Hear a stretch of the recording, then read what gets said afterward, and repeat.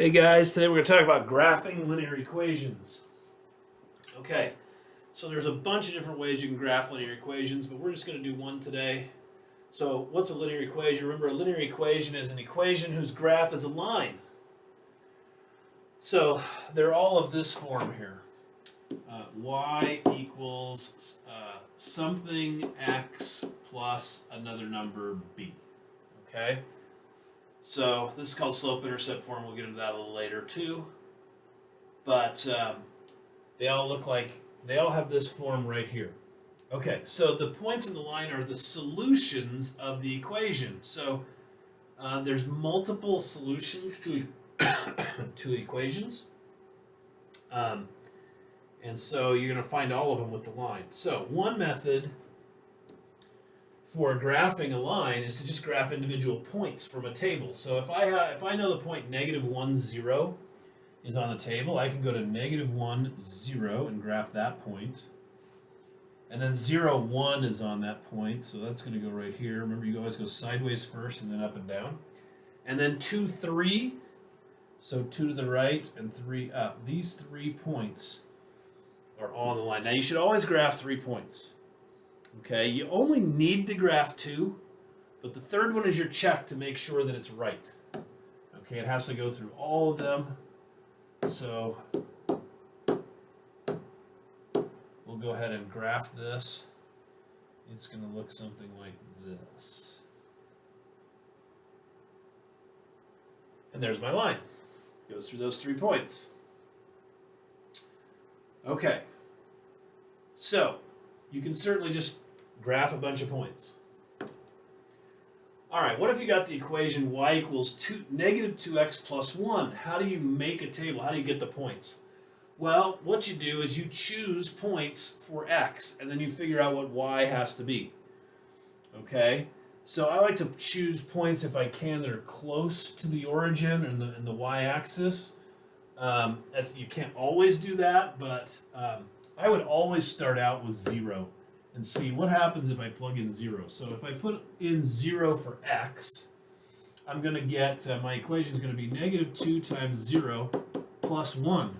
Well, that's just 0 plus 1 is 1. So I'm going to graph the point 0, 1 right here. Okay, now I'm going to go ahead and pick something else that's close by. Okay, it can be anything. I mean, you can go out there if you want to. Let's try the point 2. Okay, so this would be -2 times 2 plus 1. Well, that's going to be -4 plus 1 is going to be -3. So 2, -3. That's going to be this point right here. Now we could try a -1, like we could try -3. Like I said, you can plug anything in here that you want to do on the x side. So this would be -2 times -3 plus 1. So this is going to be 6 plus 1 is 7. So this got big pretty quick. That's why you want to stay close to the origin usually. So -3, 1, 2, 3, 4, 5, 6, 7 is going to go right there. Okay, so I've got my 3 points. I'm going to go ahead and make my line. It's going to go like that. Oh, I did pretty good right off the bat. All right? So your steps are make a table, graph the points, draw the line. That's what I just did.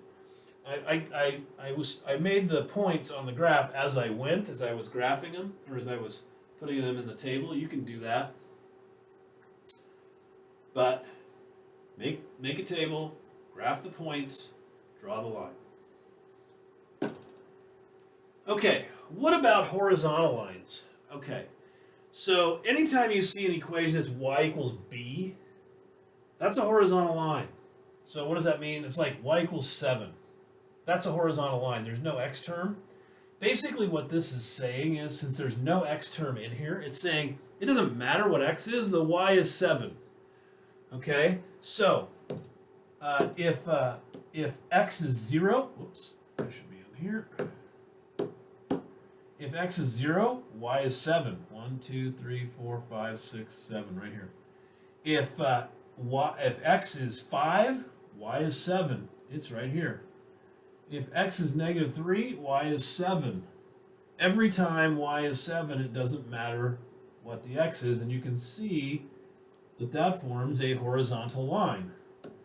Okay, so I can go back in here now and draw my horizontal line. You should always label it too, by the way. Y equals 7.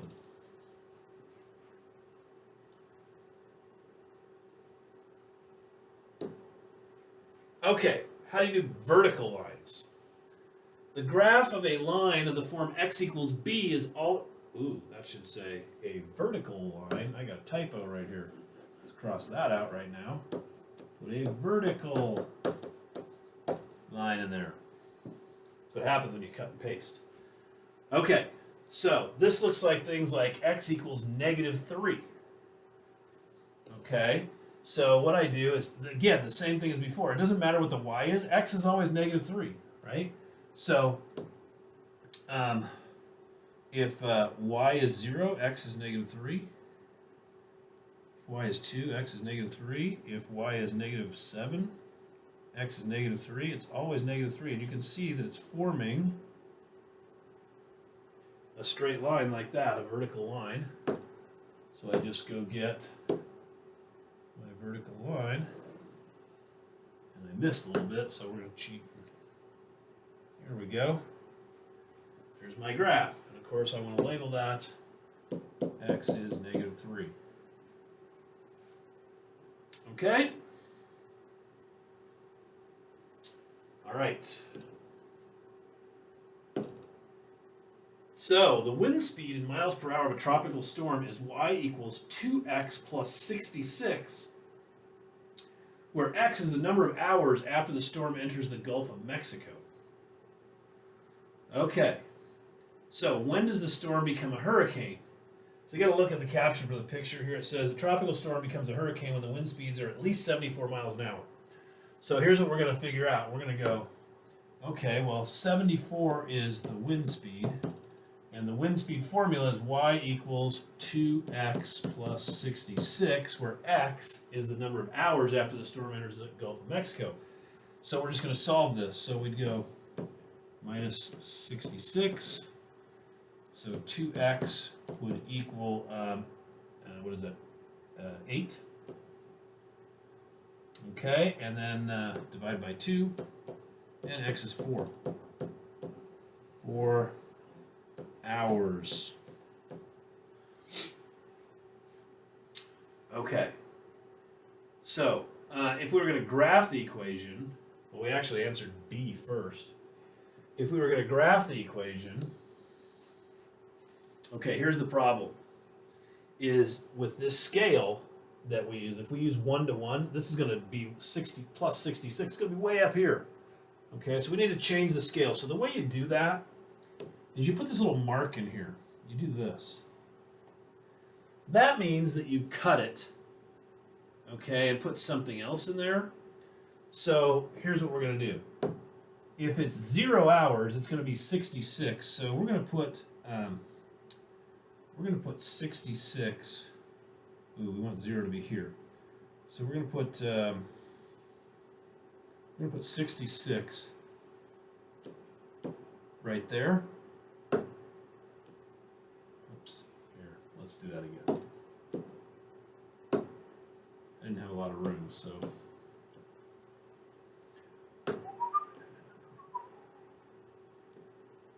There we go.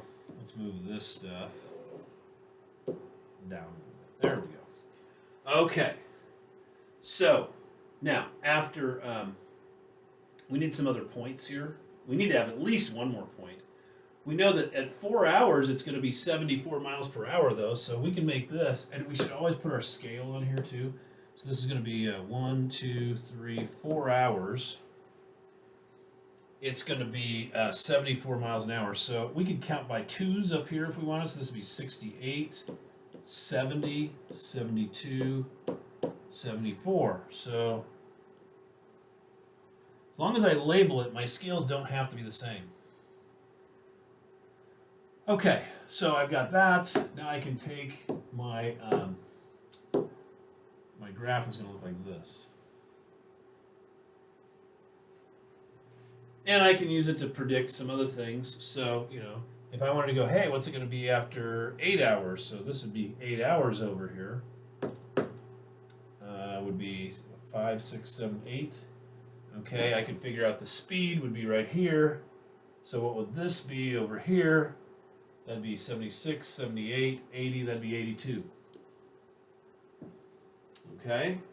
That's what a graph is good for. It's figuring out stuff like that. Alrighty. So we are going to do 1 through 31 odd. And, oh, this should say odd, by the way, in class. Okay. So go ahead and do 1 through 31 odd. Well, we'll do that in class. I will see you guys next time. I look forward to seeing you.